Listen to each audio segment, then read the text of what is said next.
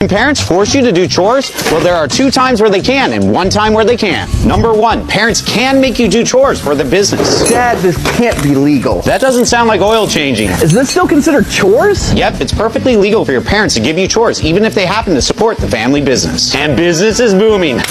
This is ridiculous. I'm too old to do chores. Number 2, there's also technically no law against kids doing basic chores at any age. Basic? Who said anything about basic? The law leaves it up to the parents to determine reasonable chores based on age. You hear that, son? That means you can do the dishes, take out the trash, and flip these Hondas.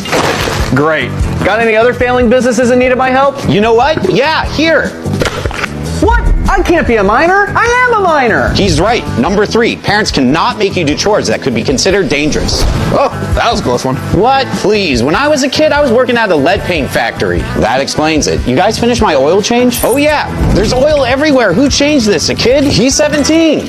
3 legal loopholes everyone should know. First, it's not illegal to break out of prison. Oh, come on, Mike. That can't be true. But it is, at least in Sweden. In Sweden plus these other countries, it's not a crime to try to break out of prison because it's considered human nature to want to be free. Freedom. However, any crimes committed during the escape, like taking out a guard or destruction of property, are still against the law. That's right, buddy. Do you know how many plastic spoons you littered back there? Good thing I live in the States. Some states let minors drink with their family on a private residence. Here you go, son. Whoa, best dad ever. For religious reasons like communion, here you go, my son. Whoa, best father ever. But what's crazier is in Michigan, underage drinking isn't a crime if it's for a sting operation. Here you go, some other guy's son. Gotcha. Freeze.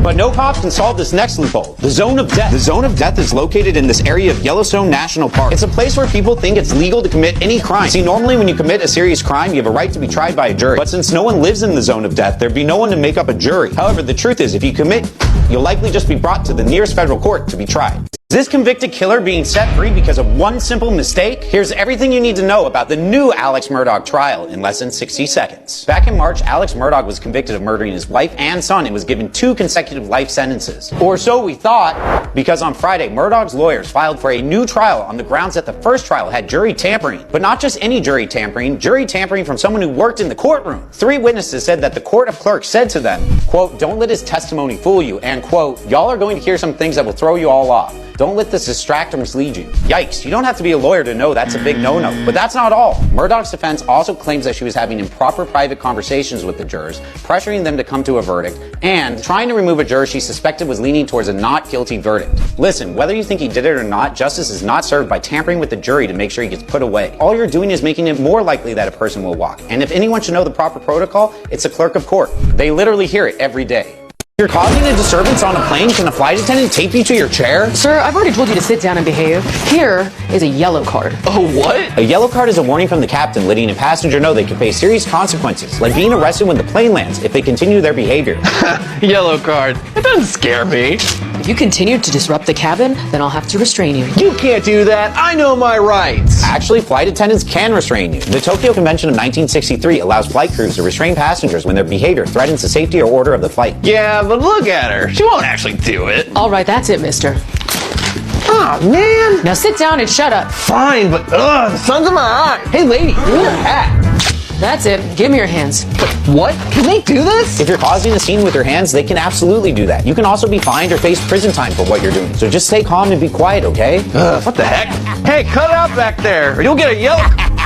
Ah! Testing the craziest spy gadgets to see if they work or not. First is the Assassin's Teapot. The teapot contains 2 hidden chambers, which allows assassins to pour themselves a harmless drink and their enemy a poison drink without anyone noticing. To pour the normal tea, the assassin places a finger over the top hole. Earl Grey. They would then move their finger to the bottom hole to secretly pour a poison drink from the bottom chamber. Strawberry? I hate that flavor. Next is the shield that makes you invisible. It works by using tiny curves on the edges and special lenses that bend the light around you. Let's see if it works. I'm outside. I have the shield. Clark, am I invisible? Mike, where'd you go? Wow, the invisible shield actually works. This is a USB kill stick. It's a device that destroys a computer, which makes it unusable. Now, generally it's illegal to tamper with someone else's computer, but I own this one, so we're fine. Whoa, it turned off instantly.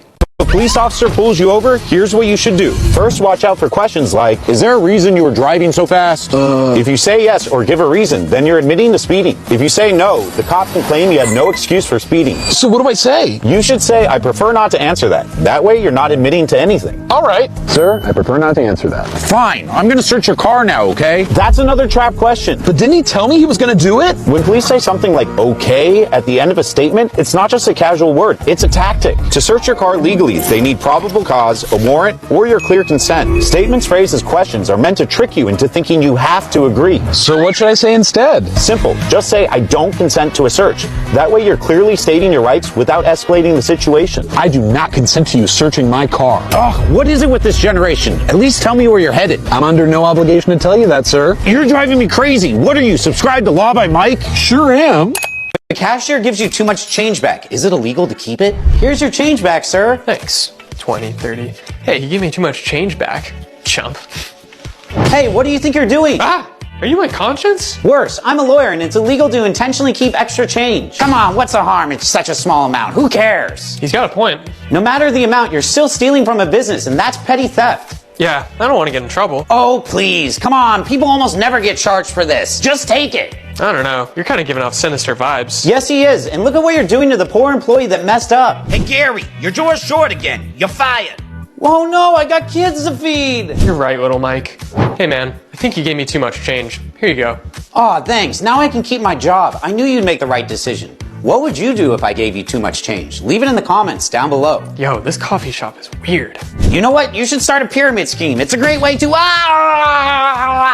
These are 3 driving habits you think are illegal that are actually totally legal. First, warning other drivers that the police are nearby. Cops up ahead. Whoa, I better slow down. Hey, you there, get rid of that sign or I'm going to arrest you. I'm allowed to do this. I know my rights. Excuse me, officer, he's right. According to the Constitution, it's totally legal to warn others of a police officer up ahead, as long as it doesn't interfere with other people's driving. Fine. Next, riding in the back of a pickup truck. Thanks for warning me about the police officer back there. Do you need a ride anywhere? Yeah, but your car looks full. Don't worry, you can sit in the truck bed. But isn't that illegal? It depends. Some states completely allow it, while others permit it as long as you follow their specific requirements. Then there are the boring states like New Jersey that don't allow it at all. Woo!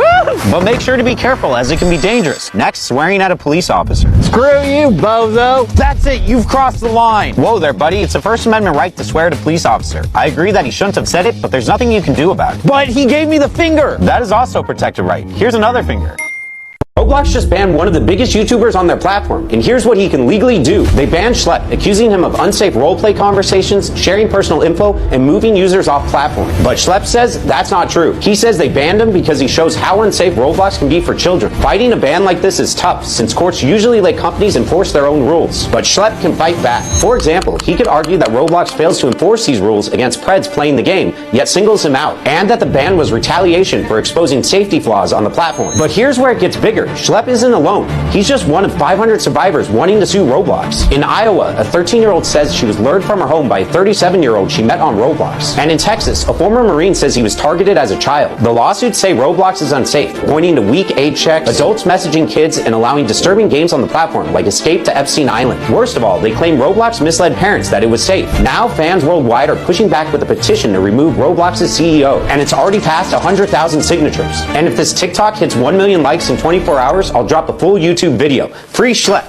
This is how you spot an undercover cop. First, look for people with well-groomed haircuts, baggy clothes, and hiking boots. Police departments have high grooming standards. Baggy clothes help to conceal all sorts of tools. Plus, cops tend to gravitate towards durable footwear because of how much time they spend on foot. But looks aren't enough to go on, so next be careful of strangers asking too many questions. Hey, I remember you. What's your full name again? You don't remember me? You were at that party down at 3rd Street, right? Yeah. All these questions might seem harmless, but your answers will help cops determine if they should look into you further. Didn't a big fight break out at that party? Your knuckles look a little bruised up. Were you involved? What are you, a cop? If you're still unsure someone's an undercover cop, take a look at their car. An undercover police car normally has nondescript license plates, dark window tinting, or a suspicious number of radio antennas. All units, we have an APB in progress. Ah! Hope no one heard that. Yeah, I invoked the 5th.